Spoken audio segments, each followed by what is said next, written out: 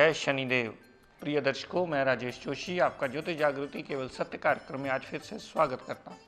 अपनी सिखाने की श्रृंखला को आगे बढ़ाता हुआ प्रिय दर्शकों, आज हम बात करेंगे दिशा बल की कि कहाँ कहाँ किन घरों में किन ग्रहों को दिशा बल मिलता है। उस दिशा बल मिलने से ग्रह में अच्छाई या बुराई का तत्व कितना ज़्यादा होता है। दिशा बल एक बहुत मेजर रोल प्ले करता है। मैं जानता हूँ मेरे पढ़ाने से कई लोगों को दिक्कत परेशानी अवश्य होती है, कई लोग इसके बारे में बहुत बुरा भला भी बोलते हैं, लेकिन हमें उससे कोई फ़र्क नहीं पड़ता। वो अपना काम कर रहे हैं, हम अपना काम करते हैं। आपको सिखाना मेरा मेन मंतव्य रहा है और मैं कोशिश करके ये हर हाल में पूरा करता ही चला जाऊँगा। एक बात सदैव याद रखिएगा प्रिय दर्शकों, अगर जागृति लानी है तो आपको खुद को अवेयर होना पड़ेगा। आपको खुद को किसी के ऊपर 100% डिपेंडेंट नहीं होना है कि आप खुद की एनालाइजेशन कुंडली की सारी दूसरे के ऊपर ही छोड़ दें। फिर वो चाहे आपको जो गलत मलत उपाय काल सर्प के नाम पे वहम डालता रहे, पितरों के नाम पे वहम डालता रहे, कुछ भी आपको वहम के कह करके आपसे पैसे ऐंठने का रास्ता ढूंढ ले, ये आपको सदैव ध्यान रखना है। जब तक आप खुद इसमें इंटरेस्ट नहीं लेने लगेंगे तब तक आपको सामने वाला लूटता ही चला जाएगा।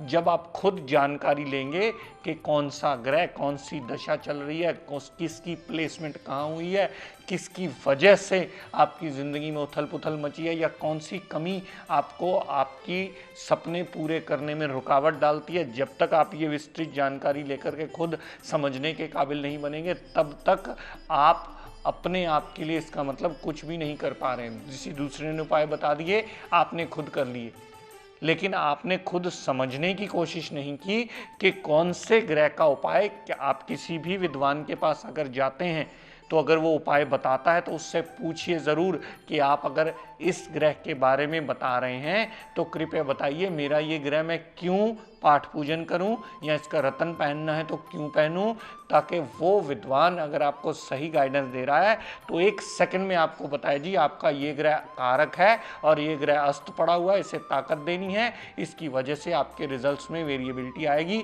आपकी पॉजिटिविटी इससे बनेगी। तो प्रिय दर्शकों, आप अपने सबसे बड़े वेलविशर हो, आपसे ऊपर आपका कोई वेलविशर नहीं है। ये बात जितनी जल्दी, जितनी सूक्ष्म तरीके से, जितने ढंग से आप खुद के लिए समझ लोगे, उतना ही आप अपने लिए बेनिफिट का सही रास्ता ढूंढ लोगे। बेनिफिट आपको तभी होने वाला है जब आप खुद इसमें पेन लेकर के देखोगे ध्यान से कि मेरी कौन सी ग्रह दशा चल रही है, मेरा गोचर कहाँ बिगड़ा हुआ है, मुझे कौन से उपाय किस ढंग से करने हैं। तब जाके आप सही रिजल्ट्स निकाल पाओगे, तब आप अपने फलादेश में चेंजेस ला पाओगे। अपने सही उपाय किए बिना आप ये नहीं कर पाओगे। तो आज बात करते हैं दिशा बल की। किस ग्रह को कहाँ दिशा बल मिलता है और कहाँ उसकी एनर्जी लेवल में बढ़ोतरी होती है। प्रिय दर्शकों, मैंने एग्जाम्पल के तौर पर मेष लगन की ही कुंडली बनाई है। मेष लगन की कुंडली इसलिए बनाई है ताकि घरों के हिसाब से आपको समझने में आसानी रहे, आप इजीली समझ पाएँ कि कौन से घर में ग्रह को दिशा बल मिलता है। ये यहाँ राशियाँ नहीं लिखी हैं, याद रखेगा, घरों के नंबर लिखे हुए हैं। ये है कुंडली का पहला घर, यानी पहला भाव माना जाता है, जो आपकी सेल्फ का भाव भी माना जाता है, जो आपकी स्वयं की पर्सनैलिटी, आपकी आउटलुक, आपकी ग्रेस, आपका एटीट्यूड, आपका बिहेवियर, आपके हर चीज़ वो पहले घर से देखी जाती है। अगर कुंडली के पहले घर में बृहस्पति देवता यानी जुपिटर, JU लिखा है यानी जुपिटर, बृहस्पति देवता पड़े हों तो बृहस्पति देवता को दिशा बल मिलता है, और साथ में ME मरकरी यानी बुध देव, तो लगन में पड़े हुए बृहस्पति देवता को और बुध देवता को दिशा बल मिलता है। ये दिशा बल क्यों मिलता है? क्योंकि पहला घर हमारे चेहरे का होता है, पहला घर या पहला भाव हमारे पूर्णतः चेहरे का रिप्रेजेंटेटिव माना जाता है। पहले घर में बुध देवता का पड़ा होना यानी बुद्धि यहाँ आ गई, तो बुध देवता सर पे अगर पड़े हों तो उसे एक दिशा बल मिला। वो दिशा बल उस कुंडली के लिए अच्छा या बुरा कितना हुआ ये कारक मारक निर्णय करेंगे, लेकिन कुंडली के लगन में अगर बुध देवता पड़े हुए तो बुध देवता को वहाँ एक दिशा बल मिला, क्योंकि यहाँ बुद्धि होती है। और आपको मैंने पहले भी समझाया है प्रिय दर्शकों, जब मैंने मित्र शत्रु का चार्ट समझाया था, बृहस्पति देवता यानी प्योर ज्ञान, खुशी, पैसा, भाग्य, ये सारी चीजें माना जाता है। अगर बुद्धि के साथ ज्ञान जुड़ जाए यानी बृहस्पति देवता जुड़ जाएं तो बृहस्पति देवता को भी लगन में यानी पहले भाव में दिशा बल मिलता है, क्योंकि अगर बुद्धि यहाँ सर के ऊपर है तो बुद्धि में ही ज्ञान आ सकता है। अगर कोई जातक पैदा होता है वो बुद्धि लेकर पैदा होता है, हर इंसान बुद्धि लेकर के पैदा होता है, लेकिन वो जैसे जैसे रीडिंग पढ़ता चला जाता है, क्लास स्कूल जाता है, एजुकेशन लेता है, पढ़ता चला जाता है, तो उस बुद्धि में वो ज्ञान की अर्जना करनी शुरू कर देता है।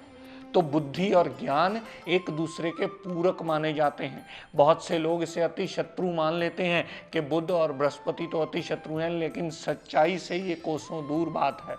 जबकि बुद्धि अगर होगी तो उसी में ज्ञान अर्जित किया जा सकता है और ज्ञान से अपनी बुद्धि को और तीक्ष्ण किया जा सकता है। तो लगन में अगर बुध देव पड़े होंगे यानी कुंडली के किसी भी कुंडली के अगर पहले भाव में, यहाँ नंबर कोई भी लिखा हो सकता है, राशि कोई भी हो सकती है, वो मैटर नहीं करती। अगर पहले ही घर में बृहस्पति देवता और बुध देव पड़े होंगे तो उन दोनों ग्रहों को यहाँ दिशा बल मिला, और दिशा बल मिलने का एक एडवांटेज या डिसएडवांटेज जरूर मिलता है, वो कुंडली का कारक मारक निर्णय करता है। तो प्रिय दर्शकों, दशम घर में यानी ये एक साउथ की दिशा आती है, ये ईस्ट की दिशा होती है, ये वेस्ट की दिशा होती है, ये नॉर्थ की दिशा मानी जाती है। तो सूरज ईस्ट से उदय होता है, ये साउथ की तरफ जाता है, 10वां घर साउथ दिशा माना जाता है। तो ये साउथ दिशा यम की दिशा भी मानी जाती है, साउथ दिशा हमारे पूर्वजों की दिशा भी मानी जाती है। साउथ दिशा एक ऐसी दिशा मानी जाती है जिसमें सूरज की रश्मियां सबसे ज़्यादा उस दिशा से प्रवेश करती हैं या उस दिशा से पृथ्वी पर आती हैं। तो सूरज 10वें घर में दिशा बली होता है। इसका सबसे मुख्य कारण ये भी है कि सूरज देवता साउथ की दिशा में सबसे ज़्यादा वक्त रहता है। सूरज 8-9 बजे यहाँ से उदय हुआ, यहाँ से घूमा सारा दिन और सूरज शाम को वेस्ट में अस्त हो गया। तो सारा दिन जो उसकी रश्मियाँ रहती हैं वो 10वें घर पे रहती हैं, यानी आपके कर्म भाव पर रहती हैं। क्यों? क्योंकि सूरज की रश्मियाँ ही आपके शरीर को चलायमान रखने में सबसे ज़्यादा मेजर रोल प्ले करती हैं। आपने अक्सर सुना होगा या देखा होगा प्रैक्टिकली, अब जब सर्दियों का सीज़न आता है, जब सूरज देवता कभी कभार दर्शन नहीं देते तो लाइफ कितनी डल और बोरिंग हो जाती है। उसका सबसे मुख्य कारण ये होता है कि हमें पूरी एनर्जी सूरज देवता से मिलती है। सूरज देवता से अगर एनर्जी मिलती है तो एनर्जी किस चीज़ को मिलती है? मंगल देवता यानी हमारे शरीर को। अगर सूरज देवता हमारे शरीर को चलायमान करते हैं यानी एनर्जी देते हैं तो ही हमारा शरीर कर्म करने के काबिल बनता है। जैसा ही हमारा शरीर कर्म करने के काबिल बनता है वैसे ही हम अपना जीवन यापन कर पाते हैं। तो साउथ दिशा में सूरज देवता को बल मिलता है और मंगल देवता को बल मिलता है। यहाँ इंग्लिश में लिखा है प्रिय दर्शकों, मैं आपको हिंदी में साथ साथ बताता जा रहा हूँ ताकि आपको नोट करने में आसानी रहे। 10वें घर में सूरज देवता को बल मिलता है, दिशा बल जिसको कहते हैं, डायरेक्शनल स्ट्रेंथ या डायरेक्शनल फोर्स मिलती है। 10वें घर में सूरज देवता को दिशा बल मिलता है और 10वें घर में ही मंगल देवता को दिशा बल मिलता है। चाहे फिर कुंडली में यहाँ 10वें भाव में राशि कोई भी लिखी हो सकती है, 1 से लेकर 12 में कोई भी राशि लिखी हो सकती है। कुंडली में अच्छा या बुरा वो दोनों दिशा बल प्रोवाइड करते हैं 10वें घर में अगर पड़े हुए। तो 10वां घर हमारे कर्म का इसीलिए माना जाता है कि सूरज देवता हमारे शरीर को रश्मियां देते हैं और हमारा शरीर एक्टिवेशन में आकर के कर्म करने के काबिल बनता है। जैसे ही हमारा शरीर कर्म करने के काबिल बनता है वैसे ही हम अपना जीवन यापन अच्छा या बुरा करने में अपना सहायक रोल प्ले करते हैं।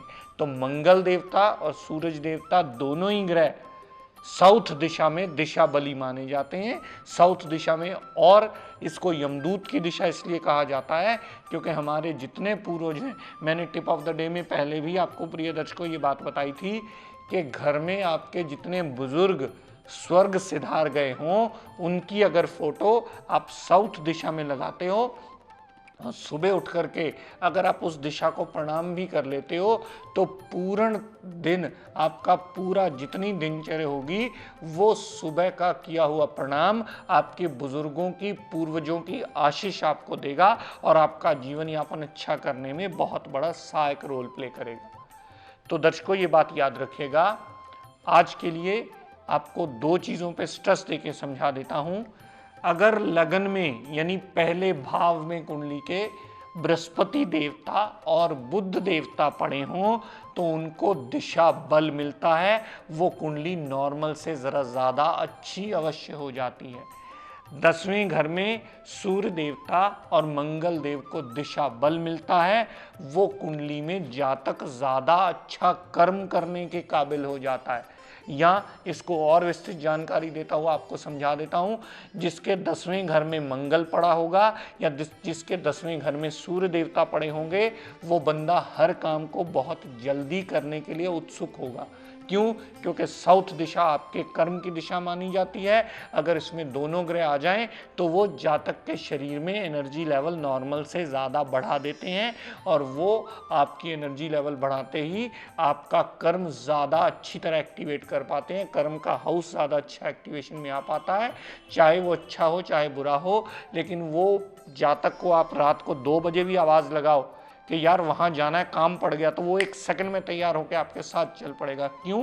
क्योंकि उसको दिशा बल मिला है, उसकी बॉडी में इतनी स्ट्रेंथ है कि वो अपनी नींद त्यागने में 1 सेकंड लगाएगा और आपके साथ झट से तैयार होकर के जाने को रेडी होकर के आपके साथ देने के लिए तत्पर होगा। तो दिशा बल का मिलना ग्रहों का बहुत बड़ा सपोर्टिव पिलर माना जाता है। ये बात अलग है, इसकी विस्तृत जानकारी आपको बाद में देंगे कि वो कुंडली में कारक बना या मारक बना, क्योंकि ये अच्छा भी हो सकता है, बुरा भी हो सकता है। इसके रिजल्ट्स पॉजिटिव भी हो सकते हैं, नेगेटिव भी हो सकता है। इसको समझना कुंडली टू कुंडली आपको अवश्य होगा कि ग्रह कितना अच्छा बना या कितना बुरा हुआ। उसको दिशा बल अगर नेगेटिव है, नेगेटिव दिशा बल मिला तो वो नेगेटिविज्म में बढ़ोतरी कर देगा। अगर कुंडली का कारक ग्रह है, पॉजिटिव बना, तो उसकी पॉजिटिविटी में कई गुना वृद्धि अवश्य कर देगा। प्रिय दर्शकों, आज का tip of the day note कर लीजिए और इस कुंडली को एज इट इज ही ड्रॉ कर लीजिए। कल आगे की इसके साथ मैं आपको विस्तृत जानकारी दूंगा। आज का tip of the day note कर लीजिए। प्रिय दर्शकों, हमने अक्सर सुना है या देखा है, इतनी सारी लोगों की कुंडलियां देखते हैं तो बहुत सारी लोगों की कुंडलियों में शनि राहु केतु का पाप प्रभाव बहुत ज़्यादा बड़ा होता है, या शनि की 7.5 चल रही होती है, अटैया चल रहा होता है। राहु देवता की दशा, केतु देवता की दशा अक्सर जातक को परेशान अवश्य करती है। तो आपकी जानकारी के लिए बता दूं, अगर राहु का सिंपल सा उपाय अगर आप करना चाहें, सिंपल एक मोर पंख ले लें, सुबह उठते वक्त और रात को सोने से पहले अपने बेड के पास ही रखें। रात को सोने से पहले अगर 2 मिनट मोर पंख की हवा ले लेते हैं तो जितना मर्जी राहु केतु का पाप प्रभाव होगा आपको बॉडी से निकल करके अशुभता को कम करने में सबसे बड़ा सहायक सिद्ध होगा। आज भी आप किसी पीर की दरगाह पे भी जाओ, ऐसी जगह जाओ जहाँ पीर बाबा की मान्यता बहुत ज़्यादा हो, वहाँ भी मोर पंख का चाड़ा आपके सर पे मारा जाता है। उसका रीज़न ये होता है कि वो नेगेटिव एनर्जी आपकी बॉडी से दूर हो जाए। तो प्रिय दर्शकों, आज अपनी वाणी को यहीं विराम देता हुआ हम सब के लिए मंगल कामना करता हुआ शनिदेव से ये प्रार्थना करता हूँ कि हे शनिदेव, हम सब पर अपनी कृपा दृष्टि, दया दृष्टि सदैव बनाए रखें। जय शनिदेव।